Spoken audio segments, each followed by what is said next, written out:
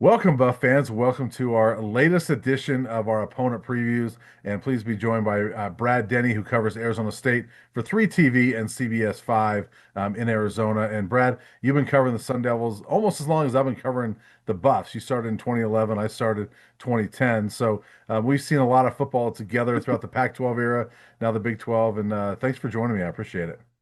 Always happy to come on and talk some Sun Devil football.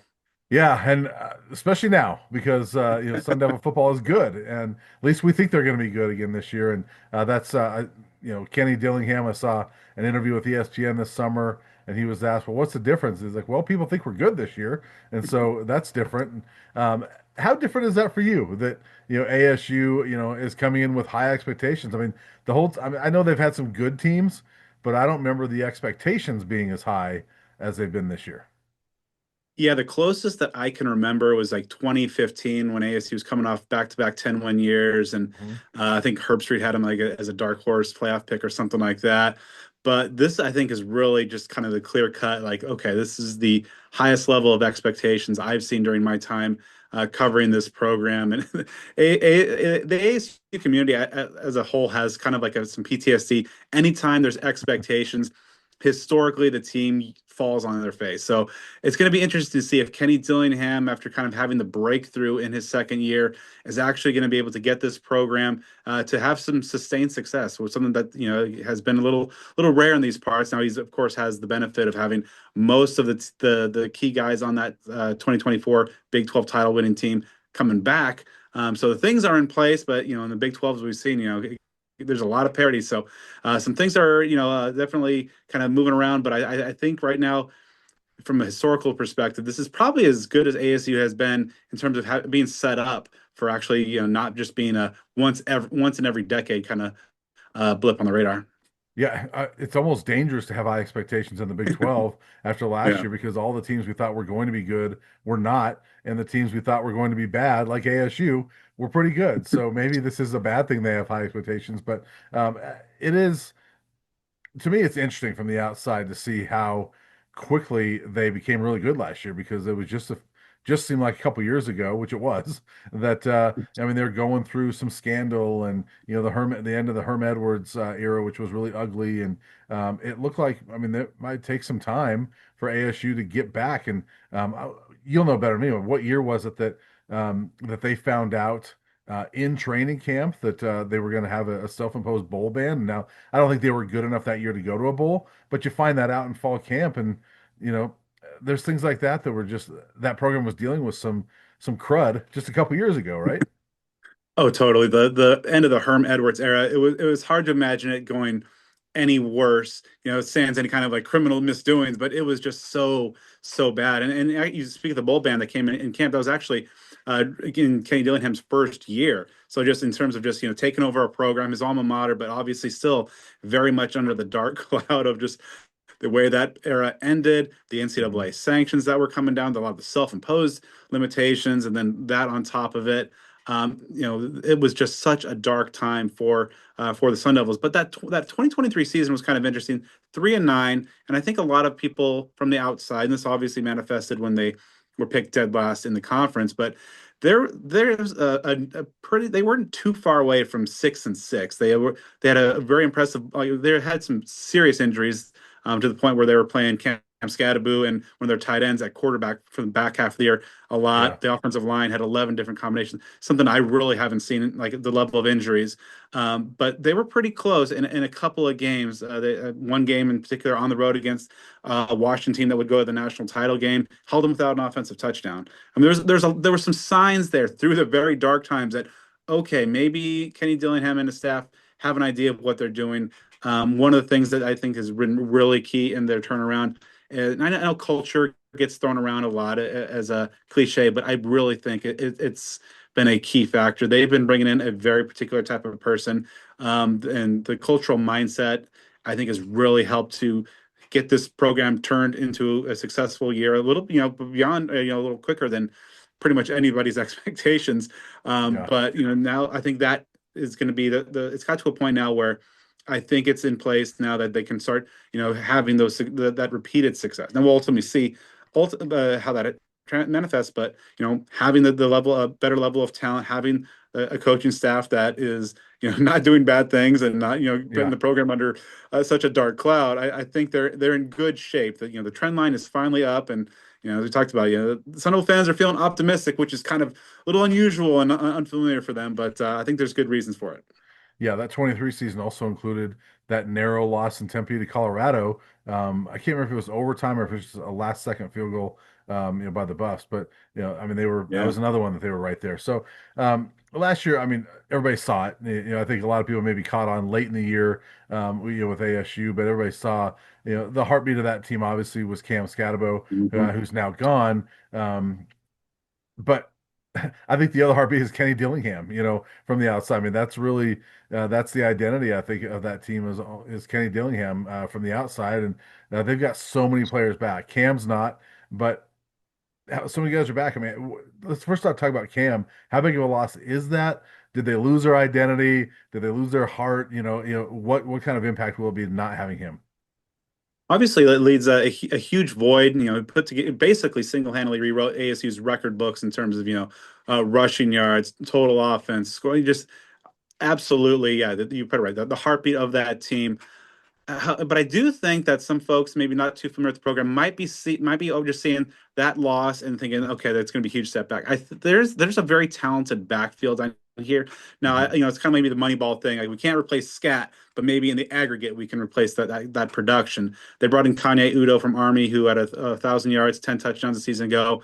Raleek Brown's former five-star guy. He's looked healthy. That was kind of his big thing.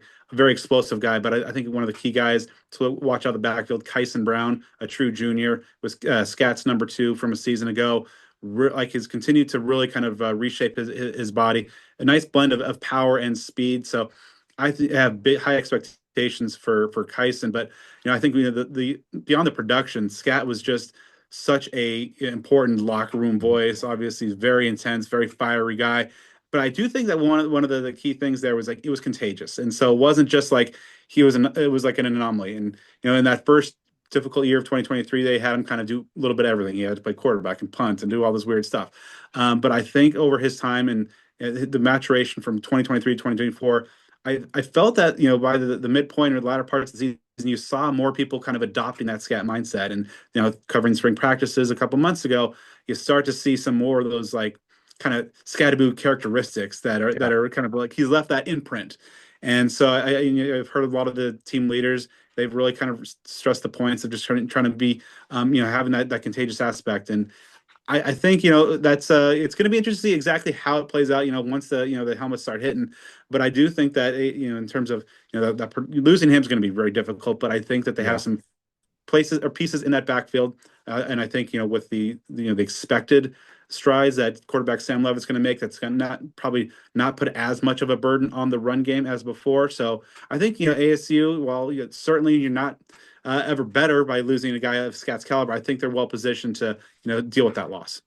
Yeah, and I think part of it is Sam Levitt, right? This is a guy that transferred from Michigan State, got a chance to start last year and really blossomed, had a great year. You look down the road in Tucson, and Noah Fafita had that breakout year a couple years ago, struggled last year. Now, that very different circumstances. Arizona got a new coach and lost a lot of players at the transfer portal, all that, but had that slump after everybody kind of got to know him a little bit. Is there any worry about that with Sam? Now, Sam's got so much more continuity around him than Fafita did. But is there any worry about that with Sam, or do you think that was really the other thing is that can be a year that really springboards him to even more success? There's a lot of confidence that it's going to be a springboard rather than just kind of Yeah. that blip on the radar. I mean, the continuity is huge. Obviously, you have a offensive mind in Kenny Dillingham that's done wonders throughout his young career, and a lot of the parallels are being drawn between some of the quarterbacks he's mentored during his various stops. Marcus Arroyo, of course, having Mhm. coming back. I think there's some NFL teams or some interest there that maybe wanted to poach him, but he's back, and I think that yeah, was really a key part in seeing Sam's development. And I think just Sam in particular, obviously is very talented dual Mhm. threat type of quarterback.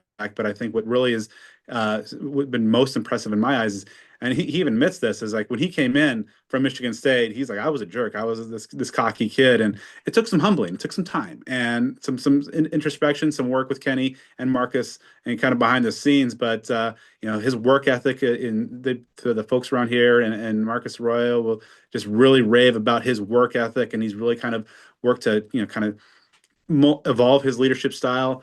He obviously has the benefit of having Jordan Tyson, one of the best Yeah. receivers. Obviously a player you know very well. And I think right now it's just how is he going to build upon that? Now, okay, everybody it was SCAT, and then what else can ASU do? Now it's Sam's going to be the piece that DCs are going to be game planning against, and how is he going to be able to handle that pressure? He's got the physical tools. I think, he's got a good receiver. The tight end group, especially, I think is going to be a nice weapon for him. How the other stuff shakes out, we'll see. But it's going to be interesting to see how he's handling all of these expectations, this Heisman talk and such. I mean, again, it's something that has not been around Tempe in quite some time. So, but I think, from the system and the program, the way it's set up, and coaches like Kenny and Marcus Arroyo, I think that it's well suited for him to not, maybe get a little bit over his head and just kind of remain focused on the task at hand. Yeah, and it certainly helps to have Jordan Tyson, who you mentioned, and the Sun Devils will be in Boulder this year. The last time they came to Boulder, Jordan Yeah. Tyson had a huge game for the Buffs against the Sun Devils, and that was probably his best game. In fact, he talked about it at Big 12 Media Day that was his best game. He had over 100 yards, had an 88-yard punt return, and that was one of the few games that Colorado actually was in. ASU was in control, and then because of Tyson, I think it wound up being a 7-point game. So Buff fans know of Jordan Tyson. I think they're a little disappointed they lost him. Colorado's had good receivers without him, but he's such a talented player. I've seen him on preseason All-American lists, and frankly, getting to know the kid a little bit a couple years ago and liking him, I'm I'm proud to see him, where he's at, and it's awesome to see that he's doing well. How good is he? I mean, is he an All-American type receiver, and is he one that ASU fans are excited about? Oh yeah, this has been a real excitement around Jordan Tyson. Now the question is, can he stay healthy? Of course, he had the Yeah. injury late in his Colorado tenure. Of course, the injury late last year. Hobbled a little bit in spring, but was by the end of spring was all good to go. So just I think if he's out there, the rapport and the chemistry that he has with Sam Levitt is really through the roof, and just what we've seen his growth, his skills as a route runner, as a guy that's willing to make those tough catches underneath, but also can take the top off the defense. So I think he has absolutely that all American potential if he stays healthy and puts up the kind of numbers that a lot of folks think he's capable of doing. I think really the big question is like who beyond Jordan, what's it going to be? Because that's where ASU I think has a lot of questions. They brought in some receivers from the transfer portal as well. They have a returning guy, Malik McLean, had a big play in the Peach Bowl. But after Jordan, there's still a lot of question marks. I think, there's some talent, but having that wide receiver number one, that go-to guy, and the chemistry that Sam and Jordan have kind of basically displayed since last spring ball. It's something really special. We probably haven't seen that since the days of like a Taylor Kelly, Jalen Strong in like 2013, 2014. Yeah, those are some good receivers back then too. Switching over to defense, a ton of guys back. That was a good defense last year. Shamari Simmons though is gone, and I don't know if he was quite the Cam Scatabo of the defense, or maybe he was, but he was that leader though, right? Oh, absolutely. You almost took the words out of my mouth. Yeah, I think that is an underrated loss, and I think Mhm. and this might be weird to say for a guy that was fifth in the Heisman voting, but I think Shamari might be a bigger loss overall, harder for ASU to replace in terms of just the overall impact. You even saw it in the Peach Bowl. ASU's defense struggled a little bit Mhm. at that long touchdown that Texas scored. It was on his replacement at nickel.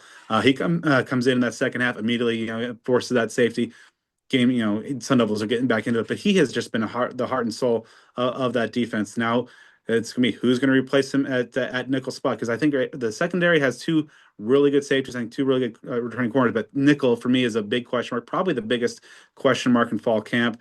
They have a young guy they really like in Montana Warren. Hasn't played a ton so far, mainly on special teams. but a guy that's well respected in the locker room, already on the leadership council as a redshirt freshman. And then they brought in Kendrick Breedlove from Purdue. Kind of had some good moments in spring, but I think right now, when you look everywhere else on the defense, where so much was back and so much returning experience, and then obviously the big, huge shoes that Shamari Simmons left, that for me is like kind of the biggest, like, I don't want to say a red flag, but definitely a question mark heading into fall camp they need to answer. Yeah, Breedlove was the guy that was here 2 years ago and didn't get on the field much for the Buffs. So we'll see. I know he played a lot more at Purdue last year. So that defense, like still, they were top 40 and have most of the guys back. Do you feel like that's still going to be a good defense even when you lose a guy like Shamari? I think so, and my personal expectations are it's going to probably be a better unit than the offense. And I know the offense is getting a lot of, a little buzz, just primarily with Sam and some of the receivers. But Yeah, that defense, I mean, they returned basically to three deep from the defensive line. Now the pass rush was kind of the one issue from last year. Given their relative talent level, they just weren't as disruptive. That's been a real key focus through spring and presumably fall camp. I talked to the D-line coach Dyron Reynolds, and he said that that's going to be something that they really absolutely need to get going. The linebackers I think are really strong. Keyshawn Elliott and Jordan Crook are the starters there. Both of them are entering their second year in the system, and historically, in defensive coordinator Brian Ward's system, year two is when people really start to click in. So I think that they're, what we saw from the end of last season and through spring, just that comfort level, I think that's good. I mentioned that the safeties. Xavier Alford was an all Big 12 yeah, conference caliber guy a season ago. I think he could challenge for that again. Maybe even some borderline All American type of stuff. Ghost Rouser to his left, probably the team's hardest hitter. A little bit underrated, I think. Keith Abney and Javen Robinson, the two corners, both were in their first full years as starters at the college level. I thought by the end of the year they were a pretty good duo. Robinson had like the big pick against BYU to really kind of seal that win there. So I think a lot of pieces are in place for this defense. Obviously the continuity is there's so many familiar yeah, faces, so much of the training production. But again, I don't want to necessarily overstate it, but just that loss of Shamari Simmons, who was the heartbeat, and was voted by his peers the defensive MVP for the last two seasons. That's going to be like key, but everywhere else, it's looking really good. So if yeah. ASU can find some answers at that nickel spot, and they have some good young depth that they really like, that's emerged some other key areas as well, and improve that pass rush a tick, they could be among the better units in the country. Yeah, it's interesting overall as we get ready to wrap up here, but when I look at ASU, it reminds me of last year with Oklahoma State. Oklahoma State was coming in, they had everybody back from a team that was in the Big 12 title game, and a lot of people were thinking they're a contender for the conference again, and it was a disaster, and they go winless in the conference. I don't see that happening with ASU, but it's interesting how you don't see that very often in today's college football. That everybody's back.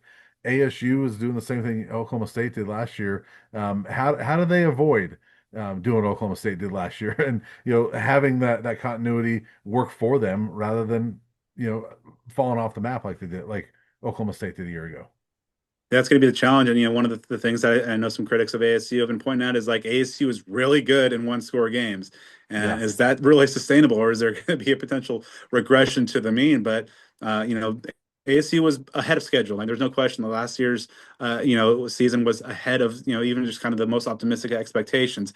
Is that going to be a fluke, or has that, maybe, forged them in the fire, so to speak, that they're okay, they're ready, and one of the questions I've been asking a lot of the players and coaches, what changes now from going to the hunter to the hunted? Now that you're the team with, everybody's trying to take down from the perch, and like almost to a man, they've been saying that nothing's changed at all. They still feel like they're being disrespected, that they still have that chip on the shoulder. And I think the talent is there, and obviously so much returning talent, faces, and such, and the expected growth from a lot of the key players. So I think that's the question. I think ultimately is in the schedule is pretty favorable overall in terms of some of the misses, and also where they get some of the other contenders, like the Texas hmm Techs of the world. But I do think that they're set up well, but I do think that there's a chance that that the mentality maybe gets a little complacent. I think this could be a team that could slip up a little bit, but kind of given what we've seen, and it's still early. It's we were only hitting into year three, but this the staff and the way the culture and everything that's in place feels so much different than the Todd Graham years, than the certainly the Herm Edwards era, Yeah, where it's just like okay, they're good, but you just kind of know like one bad thing and it could right. snowball. This is kind of a team that time and time again last year they faced adversity like on the road early on against Texas State team that they ultimately beat, but like some key lessons there that I think if ASU does reach their potential for this year, I think it's going to be because they learned a lot of tough lessons, but kind of on the winning side of things from last year.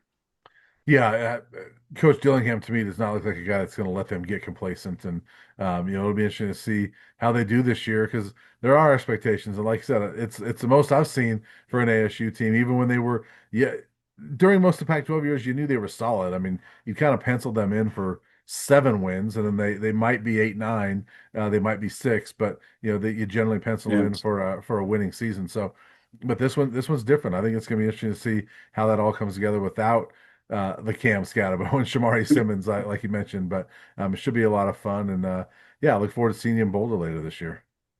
Yeah, it's going to be interesting. I believe, late November, if I'm not Hmm. mistaken. So a place that ASU had some troubles, in the latter Pac-12 era. So I think, it should be, and I think, with a lot of new faces for the Buffs, I mean, by then it should be, they should be finding groups. That should be a great game. Yeah, that might be a time that maybe the Buffs are rolling at that point, and it'll be I know Buff fans will love it to be one of those games that is deciding in the Big 12 factor in the Big 12 race. So we'll see, but that'll be a fun one when the Sun Devils get here to Boulder, and so we'll see you then. Sounds great. Looking forward to it.